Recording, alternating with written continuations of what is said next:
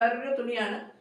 ഇതിൽ വട്ടം വട്ടം കാണുന്ന തയ്യൽ ഇത് തയ്ച്ചിരിക്കുന്നതാണ്. ഇത് മെഷീനിൽ തയ്ച്ചിരിക്കുന്നതാണ്. അപ്പോൾ ഇതുപോലെയുള്ള കഷ്ണങ്ങളാക്കി വെച്ചതിന് ശേഷം ഈ തുണിയിൽ ഇങ്ങനെ വെച്ചിട്ട് ഇവിടെ ഇങ്ങനെ മെഷീൻ തയ്ക്കുകയാണ്. മെഷീൻ തയ്ച്ചിട്ട് വീണ്ടും വീണ്ടും വേറെ ഇതുപോലെയുള്ള കഷ്ണങ്ങൾ കോണാക്കി ഇങ്ങനെ വെച്ച് ഒരു റൗണ്ട് മൊത്തം തയ്ച്ചെടുക്കുക. അതിനുശേഷം പിന്നെ ഒരു റൗണ്ട് കഴിയുമ്പോൾ അടുത്ത റൗണ്ട് ഇതിന് ഉള്ളിലേക്കാണ് തയ്ക്കേണ്ടത്. വെളിയിലേക്ക് തയ്ച്ചു കഴിഞ്ഞാൽ അതിൻ്റെ തയ്യൽ വെളിയിൽ കാണും.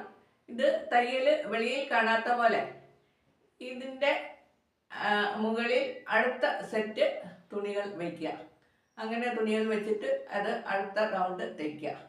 അത് കഴിഞ്ഞിട്ട് പിന്നെ അടുത്ത റൗണ്ട് തയ്ക്കുക. അതിങ്ങനെ അകത്തേക്ക് തയ്ച്ച് വരണം. അപ്പോൾ ഇത് നോക്കിക്കഴിഞ്ഞാൽ ഇതിൻ്റെ ഒരു വെളിയിൽ നിന്ന് നമുക്കിതിൻ്റെ തയ്യലൊന്നും കാണാൻ പറ്റുന്നില്ല. കാരണം ഈ തയ്യൽ കാണാത്ത പോലെ തുണി അടുക്കി വെച്ചിട്ടാണ് ഇത് തയ്ച്ചിരിക്കുന്നത്. അങ്ങനെ വളരെ മനോഹരമായി തയ്ച്ചെടുത്ത ഒരു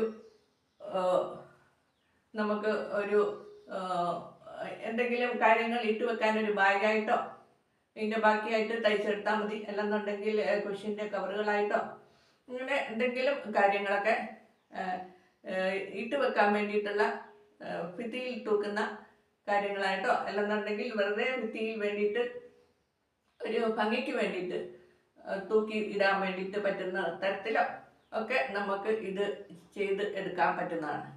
ഇത് വളരെ പഴയതാണ്. ഞാൻ വളരെ പണ്ട് കാലത്ത് ഉണ്ടാക്കിയതാണ്.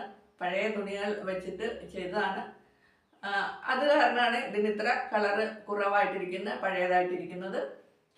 ഈ വശത്ത് കാണുന്നതൊക്കെ തയ്യൽ കാണുന്നത് അത് റൗണ്ട് തയ്ച്ച് വന്നത്. ഇത് മെഷീനിൽ തന്നെ തയ്ച്ചെടുക്കുന്നതാണ്.